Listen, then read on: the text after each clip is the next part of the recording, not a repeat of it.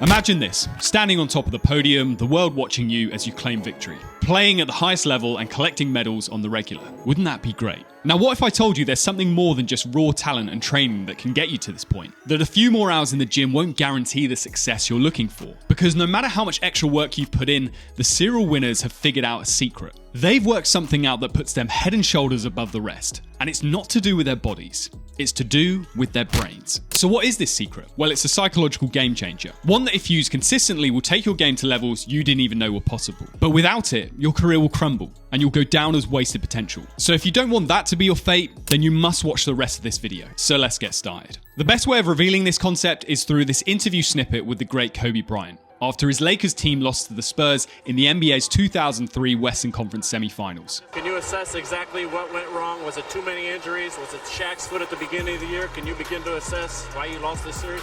Nah, I mean, we have a million and one excuses that we could go to. The fact of the matter is we're not going to make any. They played better than we did in this series. We had our opportunities to win it.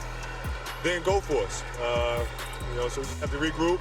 Like I said, next season starts right now, and come back next season and play. What did you notice? This small snippet reveals that Kobe Bryant was always someone to avoid the default in sports: making excuses. Whether it's injuries, the referees, or the team bus getting caught in traffic before the game, most coaches and athletes love to make excuses. But this is a dangerous habit that stifles true athletic greatness. Why? Well, because of the psychological concept known as Locus of Control. Simply put, Locus of Control is all about an individual's perception about the underlying main causes of events in their life. Picture it as a spectrum with two ends, internal and external. On the one end, you have an external locus of control. Athletes with this perspective tend to attribute their achievements or setbacks to factors beyond their control, like luck, fate, or external circumstances. You tend to find most athletes, and generally most people in life, hold this kind of locus of control. It's the serial moaners, complainers, and finger pointers, those who always manage to find an excuse for their failures. On the other hand, we have the internal locus of control.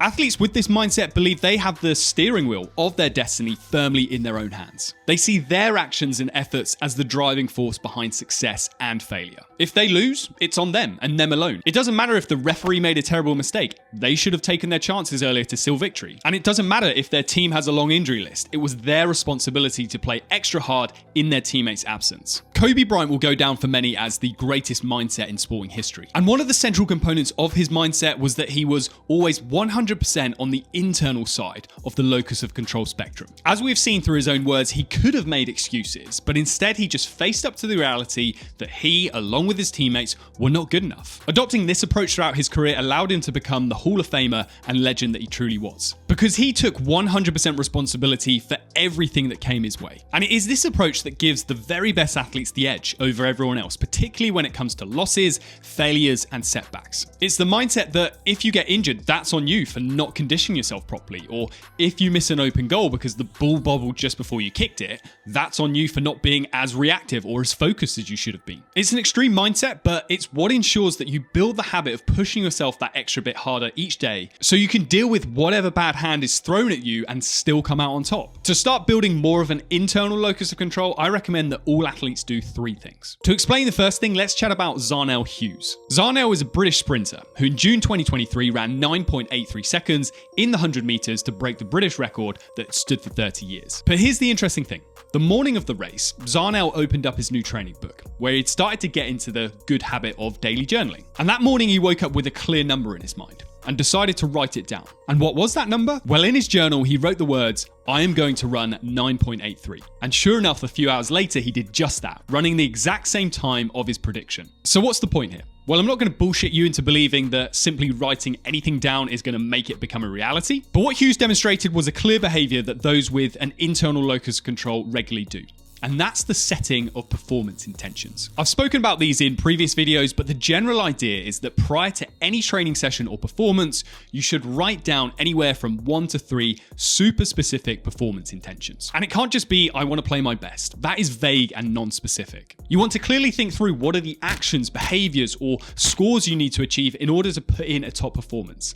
And the reason this is effective is because it primes your brain to be in control. Writing down such intentions gives you a greater greater sense of belief in your own abilities to actually make things happen. Now, as said, there's still no guarantee of them actually happening, but you're at least increasing your chances. When you set performance intentions, you essentially create a clear roadmap for success. Instead of merely hoping for a positive outcome, you're defining specific actionable steps that are within your control. Whether it's improving a particular skill, maintaining a positive mindset during competition, or just optimizing training routines, these intentions become the foundation of continued success. The beauty of setting performance intentions lies in their ability to shift your focus from external pressures to internal capabilities.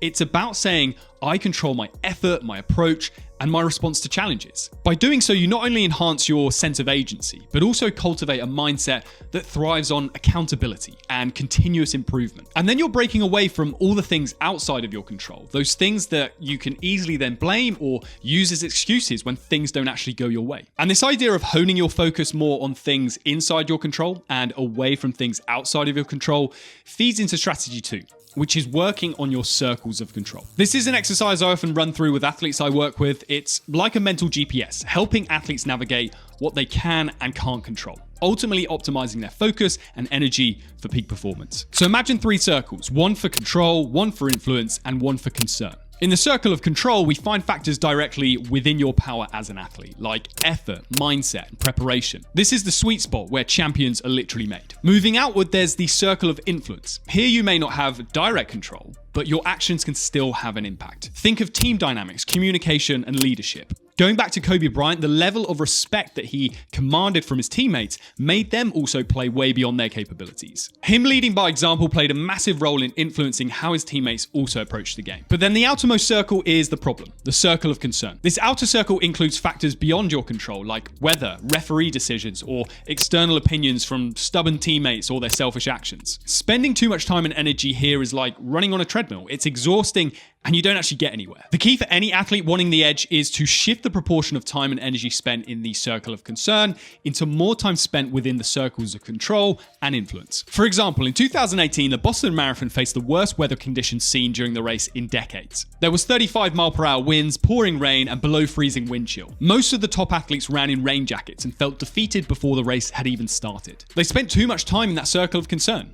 But one man, an amateur from Japan, saw it as an opportunity to go for it. Yuki Kawauchi was known as the citizen runner, as he worked full-time for the Japanese government and ran when he could before and after his 9-to-5. He burst out the gate at record pace and ended up running an amazing 2:15:58 despite the awful conditions. He wasn't fazed at all by the weather that most runners considered the worst possible conditions for running a marathon. And because of this, he was able to become the first Japanese winner of the Boston Marathon in over 30 years. He just focused exclusively on what was inside his circle of control, putting one foot in front of the other as fast as he could and for as long as he could. Nothing else mattered or was given any of his mental energy. This, of course, is an extreme example and may leave you thinking, how can I possibly get to that level though? Well, tip 3 is a simple but highly effective thing to start getting into the habit of so that you can develop as strong an internal locus of control as possible. And what is this tip?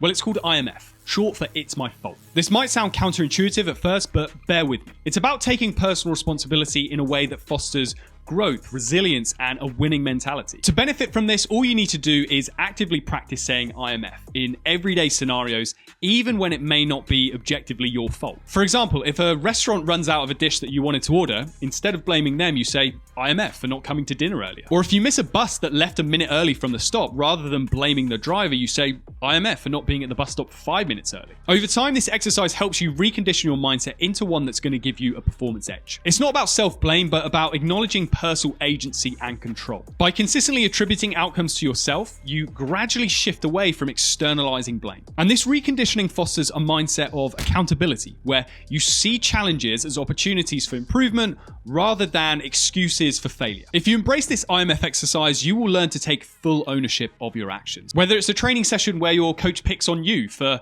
the team not doing a drill properly, or just a bad performance where you have some unlucky misses, you have to see absolutely every outcome come as the result of your sphere of control and influence. If you do this, then this heightened sense of ownership translates to a proactive approach to training. You become much more invested in your development and consistently seek areas for improvement so that you're prepared to handle anything that comes your way, even if it's something that is unfair or unlucky. And this one takes time and can feel a bit stupid in some situations, but you have to have patience because it might be that you've adopted an external locus of control in a lot of situations for years. That doesn't completely change overnight. You have to gradually unlearn those thought patterns and behaviors and then formulate these new ones that are all about personal responsibility and accountability. If you don't, then you won't fulfill your potential, and that really will be your fault. One of the biggest barriers to developing this internal locus of control is being in a bad environment with toxic teammates. If you've ever found yourself in this position, then you should watch this next video here.